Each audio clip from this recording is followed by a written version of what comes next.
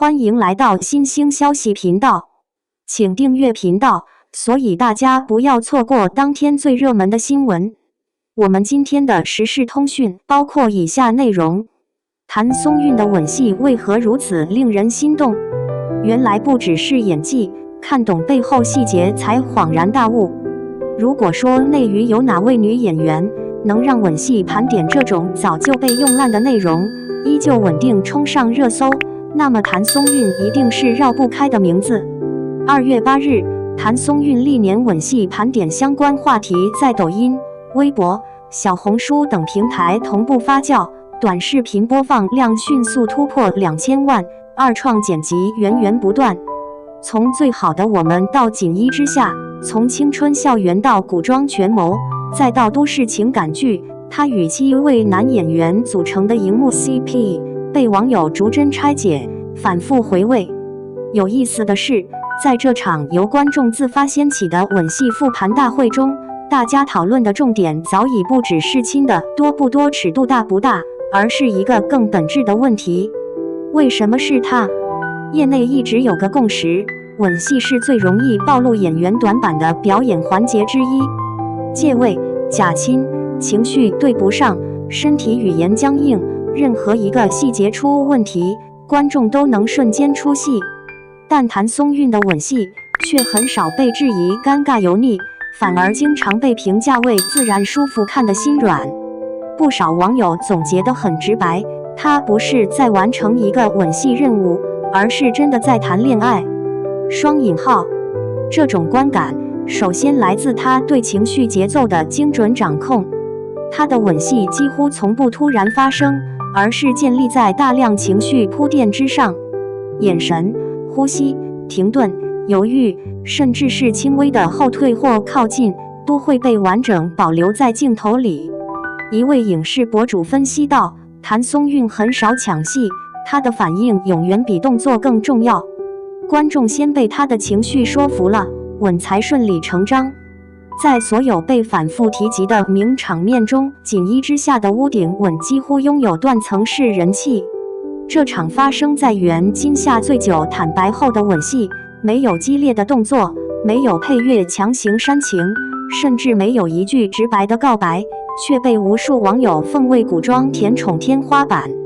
网友逐帧分析任嘉伦饰演的陆毅眼神变化，从愣住到动摇，再到下定决心，全程不到1秒。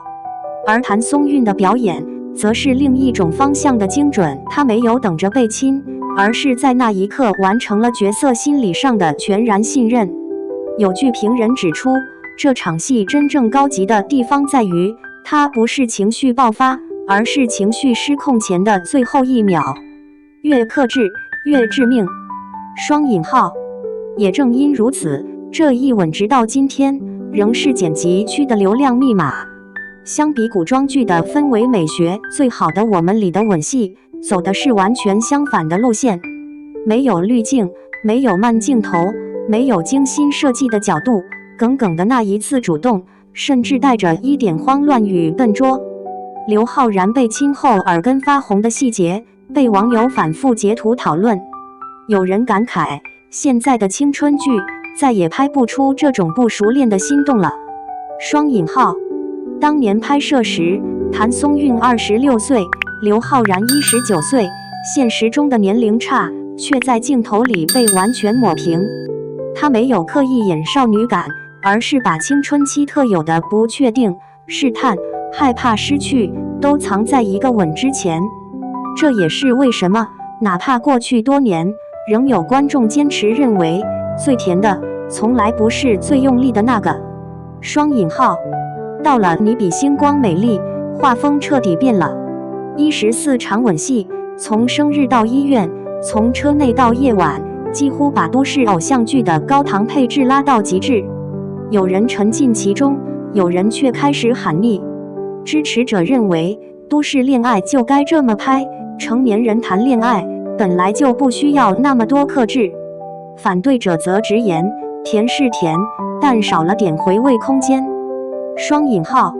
但即便评价分化，谭松韵在其中的表演依旧保持了一致性，她没有因为吻戏数量增加而变得敷衍。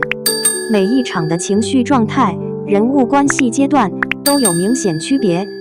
有观众注意到一个细节，前几次他是被动接受，后面才逐渐主动，这种变化很清楚。双引号，归路的吻戏几乎是谭松韵作品中最反流量的存在。雪夜，长镜头，低饱和色调，节奏缓慢到近乎固执。于景柏然的那一吻，不是热烈的确认，而是迟到多年的补偿。戒指吻的设计引发争议，有人觉得太设计感，也有人认为恰恰是这种仪式感才配得上10年的错过。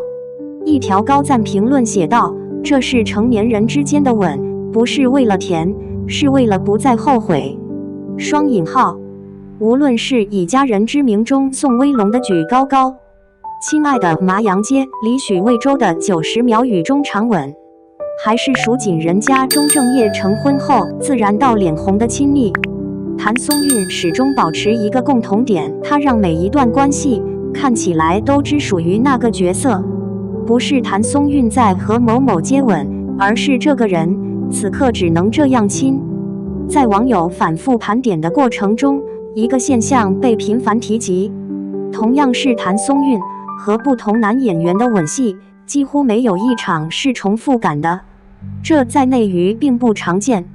不少演员在亲密戏里会形成固定模式，同样的靠近方式，同样的眼神停顿，同样的情绪爆点，换了搭档，观感却像在换皮。但谭松韵的吻戏明显是角色驱动型，和刘昊然是青春期的试探与慌乱，和任嘉伦是克制到极致后的失控，和徐凯是成年人恋爱的只给予热烈，和景柏然是带着时间重量的确认，和宋威龙是从亲情边界跨越到爱情的犹豫。一位长期研究影视表演的博主评价得很精准，他不是在找最好看的吻，而是在找这个人物此刻最合理的反应。双引号，现在的影视市场很多吻戏追求的是即时刺激，快、狠、密，3秒内必须给观众一个爽点。但谭松韵的吻戏恰恰相反，她的镜头里吻之后往往还有戏，比如锦衣之下屋顶吻后的眼神回避，最好的我们中亲完后短暂的沉默，以家人之名里亲完立刻分开的不自在，归路中吻后两人并肩看雪的停顿，网友形容得很贴切。